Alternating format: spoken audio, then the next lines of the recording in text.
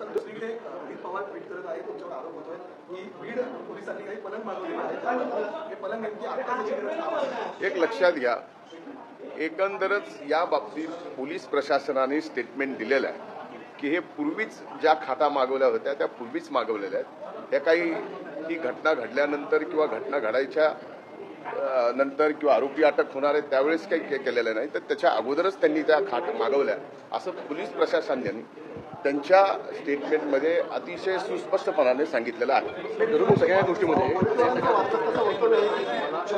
राजीनामा द्यावा अशी वारंवार मागणी केली जाते. काय खरंच अशा एक मुद्दा असा आहे की मी राजीनामा द्यावा तर का द्यावा याचं काहीतरी कारण लागेल. या कुठल्याही प्रकरणामध्ये मी ना आरोपी आहे ना माझा या प्रकरणाशी कुठलाही अर्थार्थी संबंध आहे.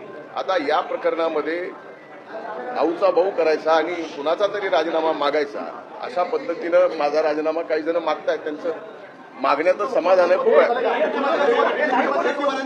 वडेट्टीवारांचं वादग्रस्त वक्तव्य आहे की छोट्या आकाला कुठेतरी एन्काउंटर केलं जाऊ शकतो मोठ्या आकाला वाचवण्यासाठी, त्यामुळे छोट्या आकाला वाचवण्याची गरज आहे असं ते बोलतात. नाही, तसे माननीय विजय वडेट्टीवार बोलायला हुशार आहेत, पण अशा पद्धतीचं छोटा आका आणि मोठा आका हे पहिल्यांदाच तुमची सर्वांची भाषा मी आज ऐकतोय का कुणाचा एन्काउंटर आणि कुणाचा काय, हे अशा गोष्टी नाही आहेत. एक तर पोलीस प्रशासन CID हे अतिशय व्यवस्थितपणानं तपास करते.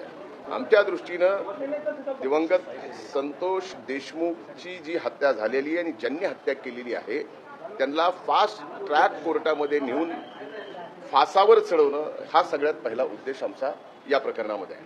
त्यामुळे कुणी काय बोलावं आणि कुणाचं काय होणार आणि काय नाही याला काही अर्थ नाही. मुळात एक मुळामध्ये या प्रकरणात या ठिकाणी फास्ट ट्रॅकमध्ये गेलं पाहिजे ही मागणी मी पहिल्यांदा केली आणि ही नागपूरच्या अधिवेशनात केली. त्यामुळं लगेचच चार्जशीट या ठिकाणी राहिलेले जे काय आरोपी आहेत ते अटक करून लगेचच चार्जशीट दाखल करावी आणि फास्ट ट्रॅक कोर्टामध्ये या हत्येकरांना फाशीची शिक्षा मिळावी.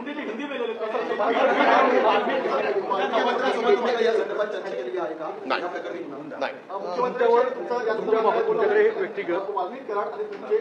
संबंध आहे, जर तुम्ही मंत्री म्हणून राहिला तर या तपासावरती दबाव येऊ शकतो असं विरोधकांचं म्हणणं आहे. त्यामुळे मला मंत्रिमंडळातून बाहेर काढा अशी त्यांची मागणी आहे. या मागणीकडे कसं पाहता? एक लक्षात घ्या, म्हणूनच हा तपास CID कडे दिलेला आहे. हा तपास न्यायालयीन पण होणार आहे. त्यामुळं त्या तपासाशी कुठल्याही प्रकारचा प्रभाव मी मंत्री म्हणून राहून होऊच शकत नाही. म्हणूनच या ठिकाणी CID, SIT आणि न्यायालयीन या तिन्ही प्रकारच्या चौकशा या ठिकाणी चालू आहेत. पालकमंत्री करू नये म्हणून या सगळ्या गोष्टी करतायत का? एक लक्षात घ्या, याच्यात का घडतं हे आम्हाला कळण्यापेक्षा माध्यमांना जास्त अगोदर कळतं.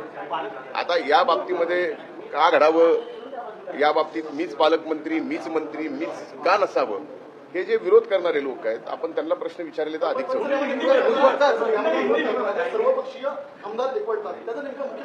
एक लक्षात घ्या की सर्वपक्षीय आमदारांनी एकवटावं, हे एकवटणं एका निर्गुण हत्येच्या बाबतीमध्ये झालं. त्यामुळे ते काही चुकीचं झालं असं मला म्हणता येत नाही, कारण ती घटना अतिशय दुर्दैवी आहे आणि त्या घटनेमध्ये जे कोण दोषी असतील त्यांना फाशी व्हावी हीच भूमिका तिथं सर्वांची. नाही, आता मला कोण म्हणलं माहित नाही, पण बिन खात्याचं मंत्री कसं ठेवता येतं शासनाने त्यांच्याकडनं पूर्णपणानं.